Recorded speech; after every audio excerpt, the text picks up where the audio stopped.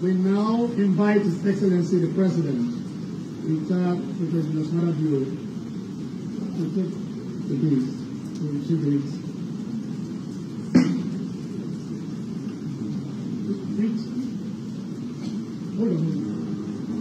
Hold on. Three minutes, please. His Excellency the President.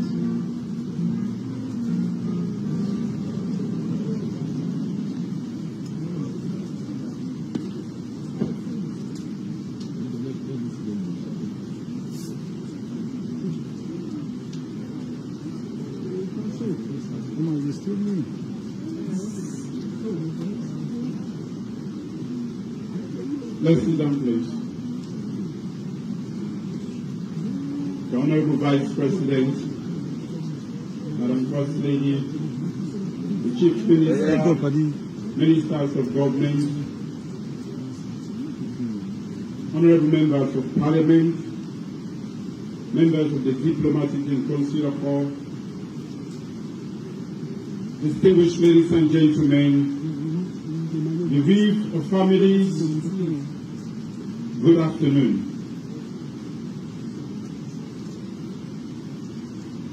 This is a sad day in the history of our country. As we come to give our final respect to the victims of the violent and brutal attack on our peace and our democracy.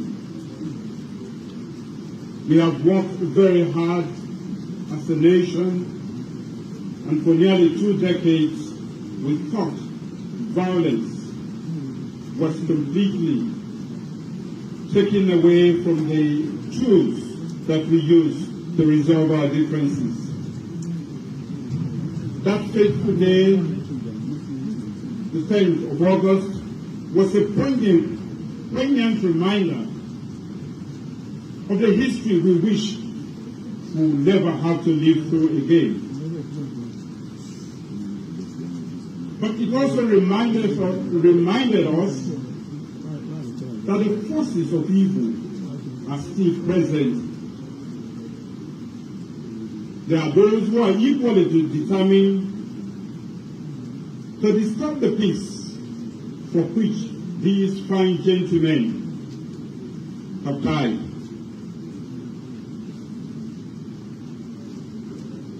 These individuals have not hidden their plans. It was open, it was widely discussed, and it was and is still supported by individuals I would call political entrepreneurs who have no interest in the people of this country, whose only interest is whose only crime was to keep us safe and to keep our property safe. That is the crime for which they've lost their lives, for which the supreme sacrifice has been made. When I decided to choose human capital development, it was because the people of this country are at the heart of everything that I do and this administration. We chose the new direction to depart from the old direction of violence, corruption, so that the people of Sierra Leone, being part of the world, we cannot escape the difficulties that every nation is experiencing at this point in time. It is our duty as a government to provide, to make sure that the impact of the global crisis is cushioned. And I want to assure this nation that this is just what we have been doing and will continue to do. We have spent over 1.6 trillion just trying to save you from the adverse effects of the many evolving and multiplying crises in the international system today. Our business is to make sure that you can live a comfortable life, even in the midst of the many difficulties in the world. Our effort has not gone in vain, ladies and gentlemen. Things are tough. We have waived off a lot of taxes to the state just so that we can live in peace. We can live in comfort. We will continue. Our international partners have recognized and acknowledged the great work that we are doing. This is a government dedicated to the people, and therefore we have freed up the space, both political and also socially.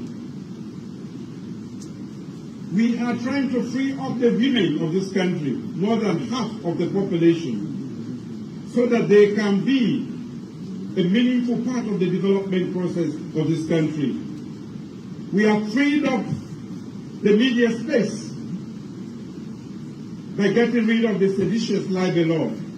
We have freed up the political space by making sure that the death penalty is no longer part. We did not know that people would come to kill the very people who are entrusted to keep the peace and to keep us safe.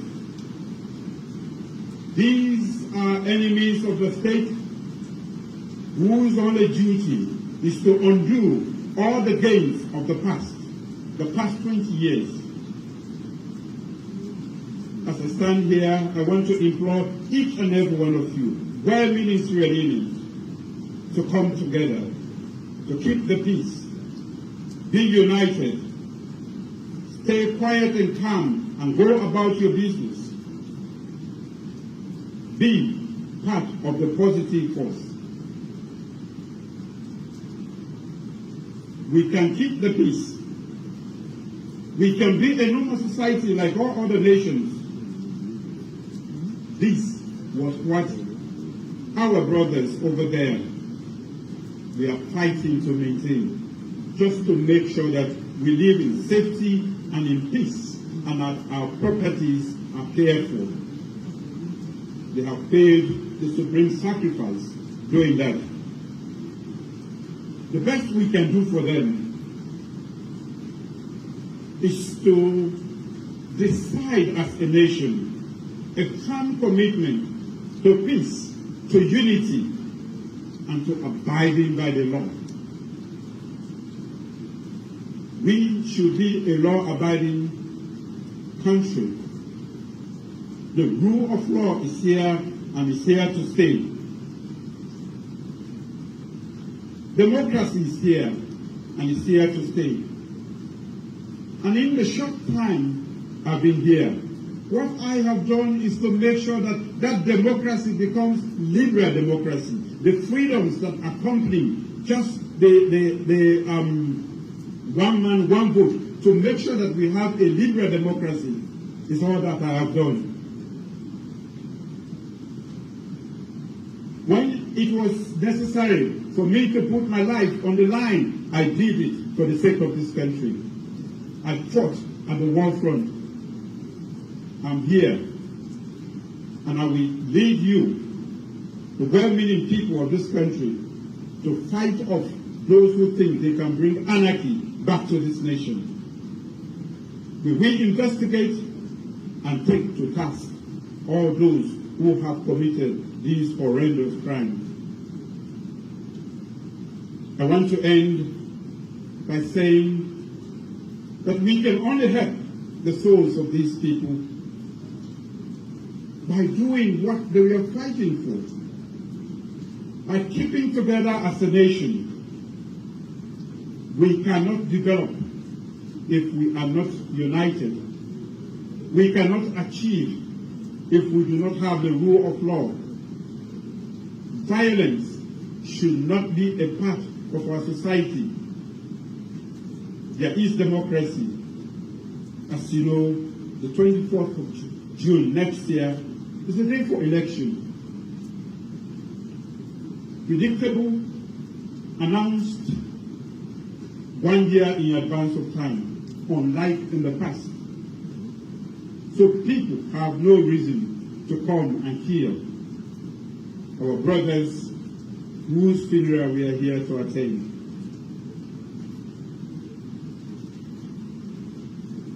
I'm calling for national unity, and for those who will use the social media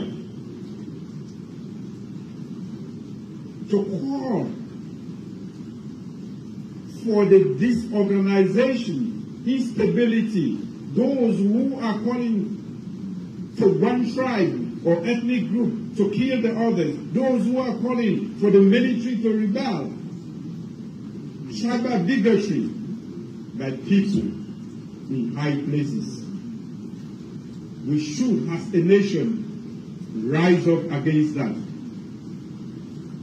These political entrepreneurs know nothing but dividing our nation, exploiting the weaknesses, using the international global crisis in order to stir up unrest. What we witnessed on the 10th was neither peaceful nor a protest for cost of living. It was calculated at killing our dear brothers who are dead today and many others who died in the process. May all of their souls rest in perfect peace. Ladies and gentlemen, this is a great nation. A nation that is reeling from the effects of the past. A nation that is emerging from the ashes. The stigma of the past.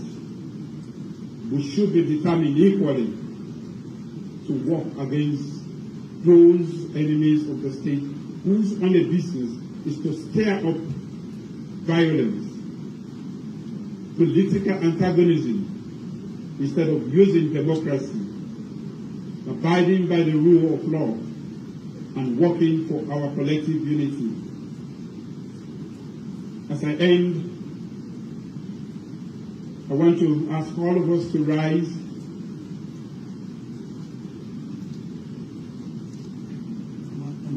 and pray for the souls of our colleagues who have departed this earth. And we ask God, the Almighty, Allah subhanahu wa ta'ala, to truly be with them, to grant them merciful judgment as they exit our world and to go to Him. We are all here in testimony of the good job that they have been doing, and we want to pray for their families, that the gaps in their lives will be filled by others who will come to their help.